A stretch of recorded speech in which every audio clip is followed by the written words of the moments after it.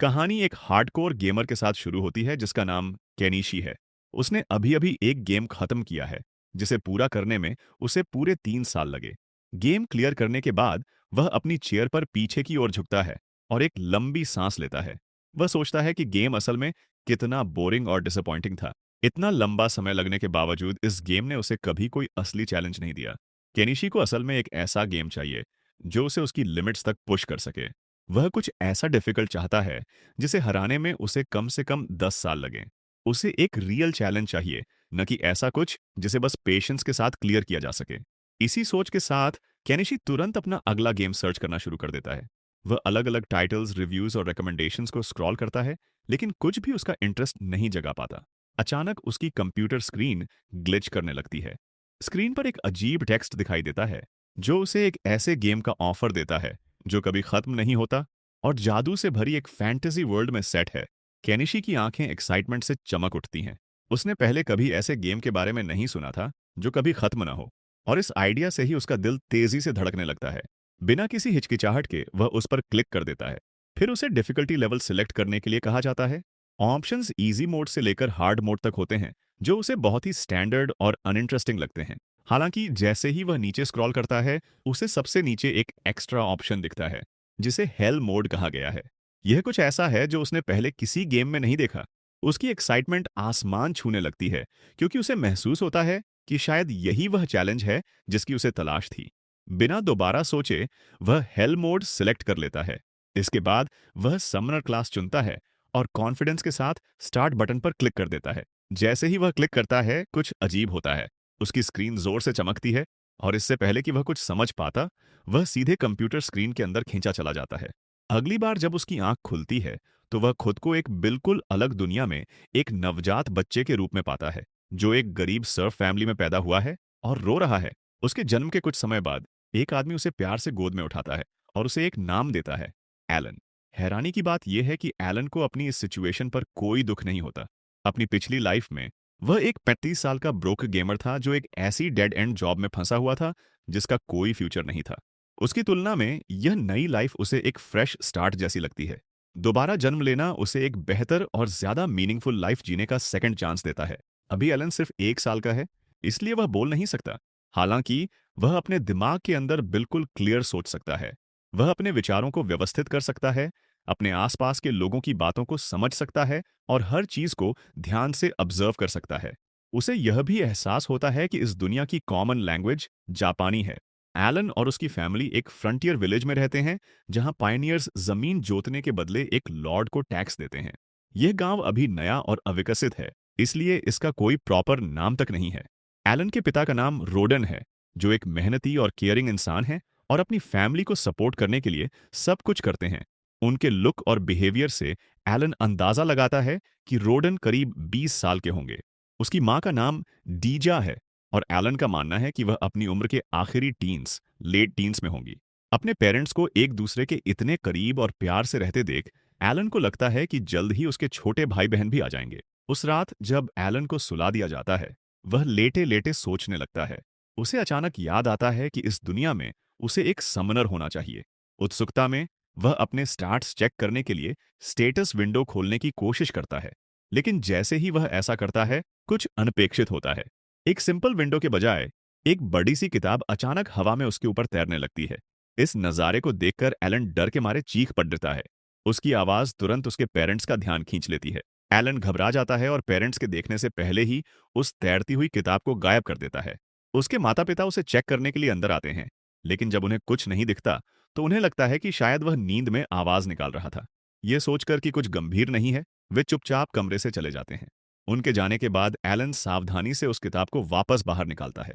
उसे जल्द ही पता चलता है कि वह तैरती हुई किताब असल में एक ग्रिमुआर है, जिसमें उसके सभी स्टैट्स और एबिलिटीज की डिटेल्स हैं। इसे परखते हुए वह कंफर्म करता है कि वह वाकई एक समनर है, जैसा कि उसने गेम में चुना था। किताब में बताया गया है कि वह क्रिएचर्स को समन कर सकता है, लेकिन अपनी छोटी उम्र के कारण वह फिलहाल सिर्फ इंसेक्ट्स और बीस्ट्स तक ही सीमित है। इससे एलन बहुत एक्साइटेड महसूस करता है। वह तुरंत कुछ समन करना चाहता है, इसलिए वह एक इंसेक्ट समन करने की कोशिश करता है।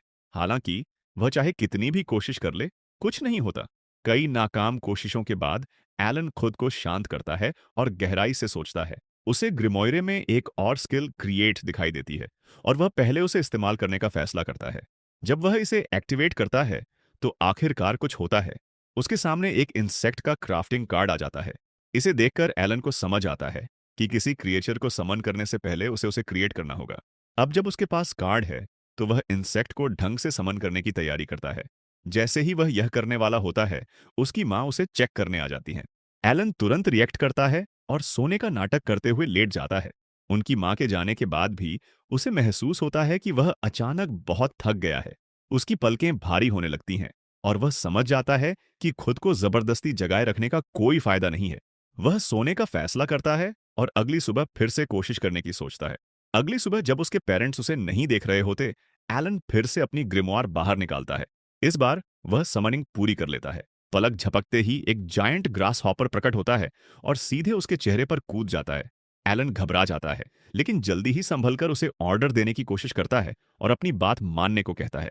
दुर्भाग्य से टिड्डा उसकी बात सुनने में कोई इंटरेस्ट नहीं दिखाता और बस अपनी मर्जी से वहां से कूद कर चला जाता है। कंफ्यूज होकर एलन फिर से ग्रिमोire चेक करता है। उसे किताब के अंदर उस टिड्डे के स्टैट्स लिखे मिलते हैं। किताब उसे यह भी बताती है कि उसे अपने समन्ड क्रीचर को एक नाम देना होगा। कुछ देर सोचने के बाद एलन तय करता है कि डीना एक टिड्डे के लिए अच्छा नाम रहेगा। फिर वह अपने खुद के स्टैट्स देखता है और महसूस करता है कि डीना को समन करने से उसकी अपनी एबिलिटीज भी बढ़ गई हैं। इससे पहले कि वह खुशी मना पाता, उसकी माँ अचानक कमरे में आ जाती है। वह तुरंत डेना को देख लेती है क्योंकि उन्हें कीड़ों से बहुत डर लगता है। वह बिना सोचे समझे रिएक्ट करती है और तुरंत टिड्डे को कुचल देती है। बस वैसे ही डीना खत्म हो जाता है। कुछ और दिनों तक अपनी स्किल्स के साथ एक्सपेरिमेंट करने और अलग-अलग चीजें टेस्ट करने के बाद एलन आखिरकार एक और क्रिएचर समन करने में कामयाब होता है। इस बार ये एक छोटा चूहा है जिसका नाम वह मौसी रखता है। बदकिस्मती से मौसी भी उतना ही बुद्धू निकलता है जितना डीना था। वह ऑन ऑर्डर्स नहीं सुनता और ज्यादातर वही करता है जो उसका मन करता है। हालांकि डीना के उलट माउजी के पास स्करी नाम की एक यूजफुल एबिलिटी है जिससे वह कमरे में बहुत तेजी से भाग सकता है। भले ही माउजी अभी भी बहुत आज्ञाकारी नहीं है, लेकिन जब भी एलन कहता है, वह स्करी का इस्तेमाल जरूर करता है, जिससे एलन को इस समन के बारे में थोड़ा बेहतर महसूस होता है। एलन बाकी का पूरा दिन अपनी ग्रिमोire को गहराई से पढ़ने में बिताता है। वह हर पेज को बार बार पढ़ता है, ये समझने की कोशिश करता है कि समनिंग असल में कैसे काम करती है और उसे ऐसे ताकतवर मॉन्स्टर समन करने के लिए क्या करना होगा जो उसके कमांड्स को फॉलो करें। वह अलग-अलग कंडीशंस, मेथड्स और स्किल कॉम्बिनेशंस के बारे में सोचता है, लेकिन चाहे वह कितनी भी स्टडी कर ले, उसे कोई क्लियर जवाब नहीं मिलता। अंत में उसकी सारी मेहनत बेकार जाती है और वह थोड़ा फ्रस्ट्रेटेड महसूस करता है। उसी दोपहर एलन के पिता रोडन घर लौटते हैं। उनके कपड़े खून से सने हुए हैं और यह साफ है कि वह अभी-अभी एक खतरनाक शिकार से वापस आए हैं। रोडन गर्व से एलन को बताते हैं कि उन्होंने हीरो के पिता ने एक बहुत बड़े बोर को मार गिराया था। वो आगे बनाते हैं कि वो कितना बड़ा और भयानक था और फिर हीरो के पिता पूछते हैं कि क्या वो उसे देखना चाहता है। ये सुनकर हीरो बहुत ज्यादा एक्साइटेड हो जाता है। ये पहला असली मॉन्स्टर होगा जो उसने इस दुनिया में देखा था। अपने बेटे को इतना एक्साइटेड देखकर रोडन उसे अपने साथ ले जाने का फैसला करता है। ये हीरो की पहली बार घर से बाहर निकलने की बारी थी, इसलिए वो बहुत खुश महसूस करता है। उसी पल उसके पिता एक पक्षियों के झुंड की तरफ इशारा करते हैं जिसे अल्बाहॉन के नाम से जाना जाता था। इस मौसम में वे सभी उत्तर दिशा में उड़ते हैं, जो पतझड़ के मौसम के आने का संकेत देता है। फिर रोडन हीरो को समझाता है कि उसका नाम अल्बाहॉन के नाम पर रखा गया है। लगभग 10 मिनट की पैदल यात्रा के बाद वे उस जगह पहुंचते हैं जहां बोअर को काटा जा रहा था। कई लोग पहले से ही वहां मॉन्स्टर को प्रोसेस करने के लिए मिलकर काम कर रहे थे। शुरू में हीरो उसे करीब से घूरते हुए एक्साइटमेंट से भर जाता है। हालांकि उस एक्साइटमेंट को और ध्यान से देखने के बाद वो धीरे धीरे डर में बदल जाती है। इतने बड़े और पावरफुल मॉन्स्टर को असल में देखकर उसे एहसास होता है कि वो सच में कितना टेरिफाइंग है। हीरो समझता है कि अगर उसे अब भी इस तरह की किसी चीज से फाइट करना पड़ा तो उसके पास कोई मौका नहीं होगा। थोड़ी देर बाद उनका एक पड़ोसी जीरा नाम का एक आदमी रोडन के पास आता है और उसे बोर को हराने के लिए बधाई देता है। जल्द ही पास के दूसरे ग्रामीण भी तालियां बजाना शुरू कर देते हैं। वे सभी जानते थे कि उस तरह के बोअर को मार गिराना कोई आसान काम नहीं था और यह एक बड़ी अचीवमेंट थी। फिर रोडन हीरो को जेरा से औपचारिक रूप से मिलवाता है। जेरा हीरो को इतना विनम्र और अच्छे व्यवहार वाला देखकर पूरी तरह से स्पीचलेस रह जाता है, खासकर यह देखते हुए कि वो केवल 1 साल का था। उस बात को एक तरफ रखकर हीरो जेरा से पूछता है कि एक बोर असल में कितना स्ट्रांग होता है। जेरा बताता है कि बोरिस स्वाभाविक रूप से कैंक मॉन्स्टर्स होते हैं और उनमें से सिर्फ एक को गिराने में आमतौर पर 20 लोगों को मिलकर काम करना पड़ता है। यह सुनकर हीरो चुपचाप इस जानकारी को नोट कर लेता है। उसे एहसास होता है कि यह उसे इस दुनिया में किस तरह की स्ट्रेंथ मौजूद है और भविष्य में उसे क्या सामना करना पड़ सकता है, इसका एक स्पष्ट बेंचमार्क देता है। लगभग 10 महीने बाद हीरो को कुछ एक्साइटिंग खबर मिलती है। उसे पता चलता है कि वह आखिरकार एक समनर के रूप में लेवल 2 पर पहुंच गया है। यह लेवल अप उसे जी रैंक क्रीचर कार्ड्स बनाने की अनुमति देता है, जो उसके लिए एक बड़ी छलांग थी। इसके अलावा उसे एक बिल्कुल नया स्किल भी मिलता है, जो उसे अपने समन्ड क्रीचर्स को एक साथ फ्यूज करने देता है। सबसे अच्छी बात यह थी कि उसकी इन्वेंटरी स्पेस दुगनी हो जाती है। इसका मतलब है कि अब वह पहले से दुगनी बफ्स रख सकता था, जिससे उसकी पोटेंशियल स्ट्रेंथ बहुत बढ़ जाती है। उस रात रात का खाना खत्म करने के बाद हीरो अपने नए लेवल, नई स्किल और बढ़ी हुई इन्वेंट्री को लेकर पहले से कहीं ज्यादा एक्साइटेड महसूस करता है। वह पहली बार अपनी फ्यूजन टेक्निकों को आजमाने के लिए उत्सुकता से तैयारी करता है। लेकिन हीरो जल्द ही निराश हो जाता है जब उसे एहसास होता है कि वह अभी भी अपनी कार्ड्स पर अपनी फ्यूजन टेक्निक का इस्तेमाल नहीं कर सकता। यहां तक कि जब उसकी एमपी पूरी तरह से भरी होती है, चाहे वह कितनी भी कोशिश करे या कितनी भी सावधानी से प्रोसेस का पालन करे, फ्यूजन बस एक्टिवेट नहीं होता। ये उसे फ्रस्ट्रेट करता है, लेकिन वह समझता है कि वह अभी भी बहुत छोटा और पर्याप्त स्ट्रांग नहीं है। समय बीतता है और जब हीरो 3 साल का होता है तो उसने एक समनर के रूप में अपने रास्ते पर स्पष्ट और ध्यान देने योग्य प्रोग्रेस की होती है। कई प्रयासों और बहुत प्रैक्टिस के बाद वह आखिरकार अपनी कई कार्ड्स पर अपनी फ्यूजन टेक्निक का उपयोग करने में सफल होता है। इस प्रोसेस के जरिए वह एक बर्ड कार्ड बनाने में कामयाब होता है और उस बर्ड को जो वह उससे समन करता है, उसका नाम चैपी है। चैपी के पास एक खास एबिलिटी है जिसे वॉइस मिमिक्री कहते हैं, जो उसे हीरो के कहे किसी भी बात की पूरी तरह से नकल करने की अनुमति देती है। जब हीरो चैपी को अपनी आवाज कॉपी करते हुए सुनता है, तो उसे तुरंत एहसास होता है कि यह एबिलिटी कितनी यूजफुल हो सकती है। वह इसकी कल्पना दुश्मनों को कंफ्यूज करने, मॉन्स्टर्स को ट्रैप्स में फंसाने या बैटल के दौरान डिस्ट्रैक्शंस पैदा करने के लिए करता है।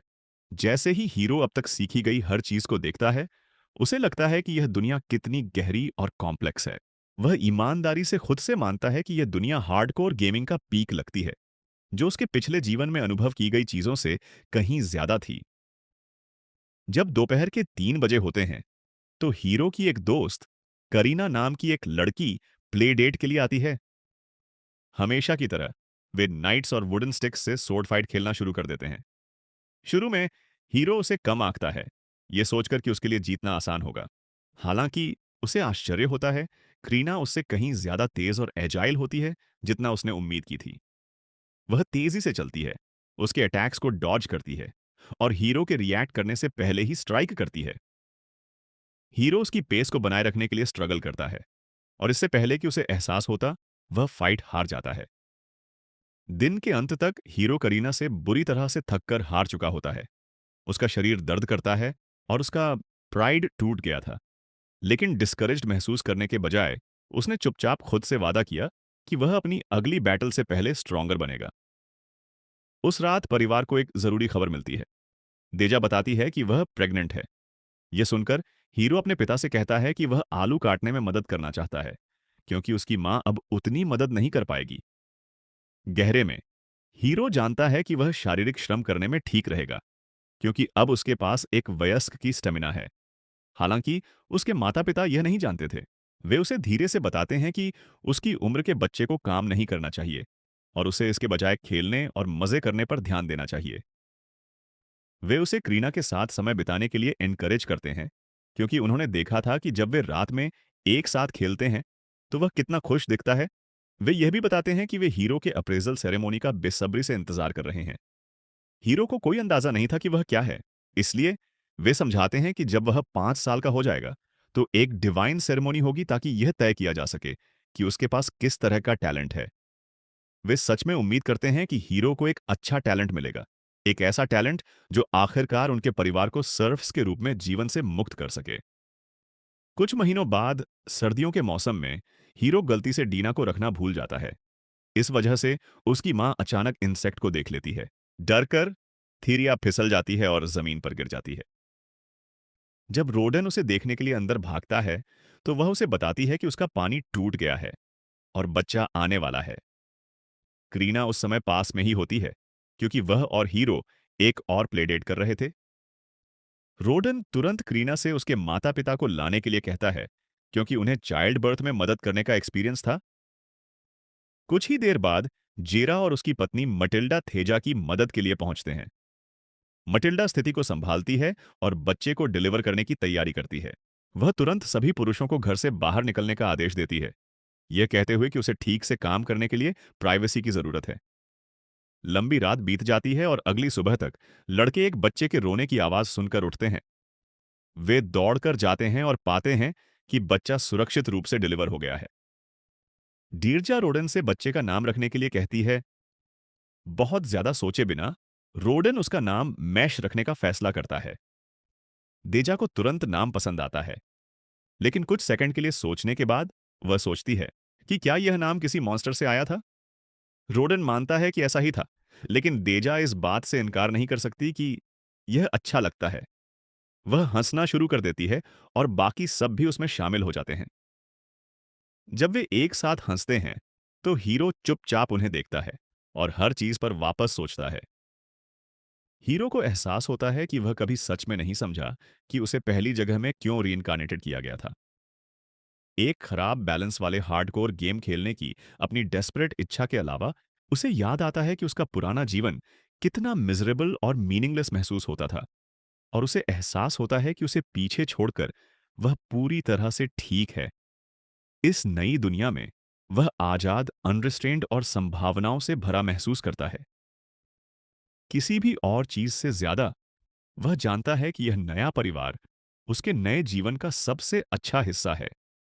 वह अभी तक निश्चित नहीं है कि वह यह कैसे करेगा, लेकिन हीरो खुद से एक खामोश वादा करता है, चाहे कुछ भी हो जाए, वह अपने परिवार को सर्फ्स होने के कठोर जीवन से आजाद करेगा।